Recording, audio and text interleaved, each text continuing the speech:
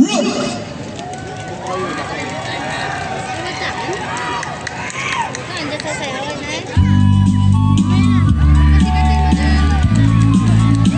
alamat ng Manggawayan. Noong unang panahon sa masaganang syudad ng San Carlos, ang kalikasan ay mahalagang bahagi sa buhay ng mga tao. Sa bawat puno at halaman ay may kwentong sumasalamin sa kanilang pagkakakilanlan. Dito nagsimula ang alamat ng Manggawayan, isang kwentong sumasalamin sa puso at diwa ng mga San Carlinian. Si Mangga ay isang dalagang sumisimbolo sa kababaihang San Carlinian. Taglay niya ang likas na tamis ng kalooban at kadalisayan ng puso na nagbibigay liwanag at saya sa mga taong nakapaligid sa kanya.